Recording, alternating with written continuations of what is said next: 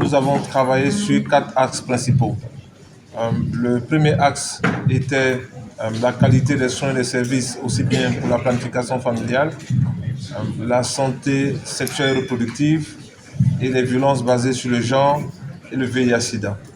Le deuxième axe est l'axe en lien avec les normes sociales de genre discriminatoires et nous avons regardé avec nos différents partenaires comment les questions culturelles, les pratiques religieuses affectent la santé sexuelle et reproductive, aussi bien en bien qu'en mal, la planification familiale, les violences basées sur le genre et le VIH-Sida. Notre troisième axe, c'est sur les adolescents et les jeunes. Comme vous l'avez vu, on a parlé beaucoup d'entrepreneuriat, mais cela ne se limite pas seulement à l'entrepreneuriat. On a parlé aussi des questions d'éducation des jeunes, donc leur donner des connaissances à l'école et en dehors de l'école. On a parlé également de leur santé, parce que pour avoir des jeunes qui contribuent au développement du Burundi, il faut que ce soit des jeunes en bonne santé.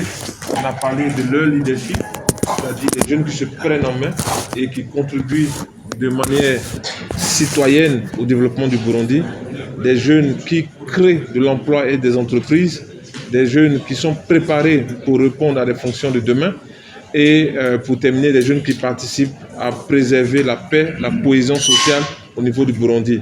Et notre dernier axe, c'était les axes en lien avec les données. Et nous avons joué un rôle extrêmement important en coordonnant l'activité des partenaires techniques et financiers pour le recensement général de la population, de l'habitat, de l'agriculture et de l'élevage.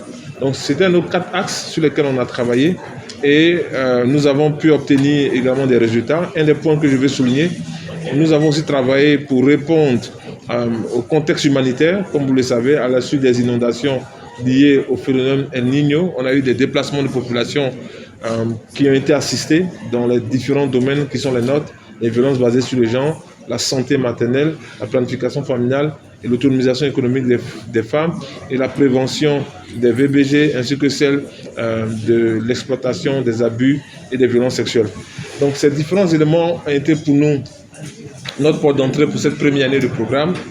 Nous avons fait le bilan avec nos différents partenaires cette année et notre souhait, c'est que nous puissions continuer avec nos partenaires sous le leadership du gouvernement, en particulier le ministère des Affaires étrangères et de la coopération et du développement, qui coordonne aussi au niveau des autres ministères sectoriels comme la santé, la solidarité, l'éducation, avec lesquels nous avons des relations particulières, afin de pouvoir aboutir à répondre aux besoins des populations burundaises que nous servons. Le premier défi majeur que nous avons rencontré, ce sont les ressources financières disponibles.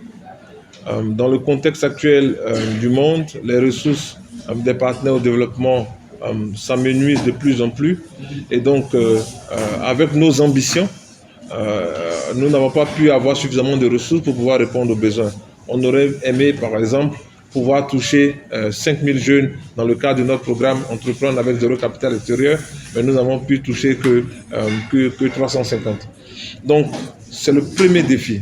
Le deuxième défi qu'on observe également, c'est la coordination de nos interventions sur le terrain. On a l'habitude de se parler ici au niveau de Bujumbura, mais dans la mise en œuvre, ce n'est pas toujours évident.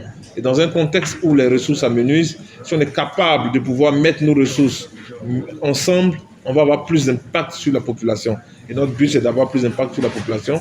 Et pour y remédier, bien évidemment, je l'ai souligné tout à l'heure dans mon intervention, il faut diversifier les partenaires, ce qui nous a permis d'aller par exemple vers l'Inde pour avoir des ressources pour promouvoir notre programme sur l'entrepreneuriat des valeurs avec les jeunes, ce qui nous a permis également avec les autres partenaires de pouvoir avoir des synergies, en particulier dans le nord du Burundi, pour la complémentarité de nos interventions sur le terrain, pour plus d'impact de nos interventions.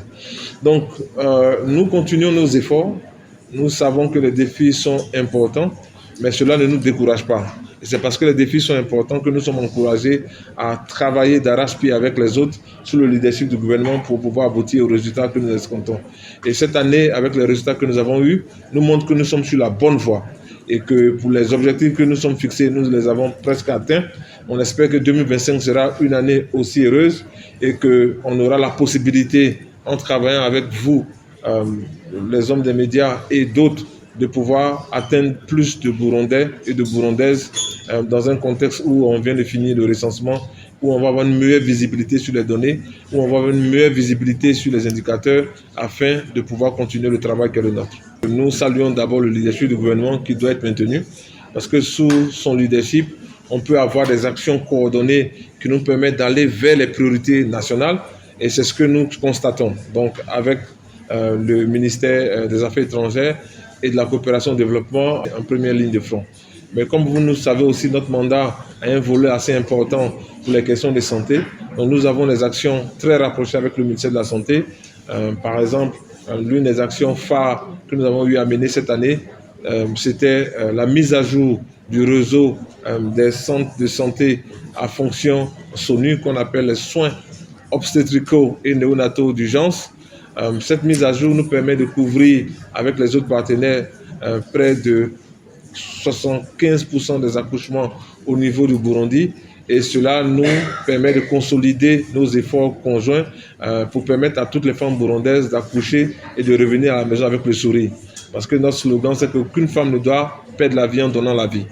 En deuxième lieu, travailler également à ce que plus de femmes burundaises puissent avoir le choix de quand, comment et où avoir leurs enfants. Et ça, c'est un point assez important pour nous. Bien évidemment, cela doit respecter la culture burundaise et cela doit se faire dans un cadre que nous respectons tous. Mais le plus important pour nous, c'est qu'une femme qui a par exemple subi une césarienne, qui sort d'un centre de santé, qui peut tomber enceinte après 42 jours, ne devrait pas tomber enceinte parce qu'elle risque de mourir.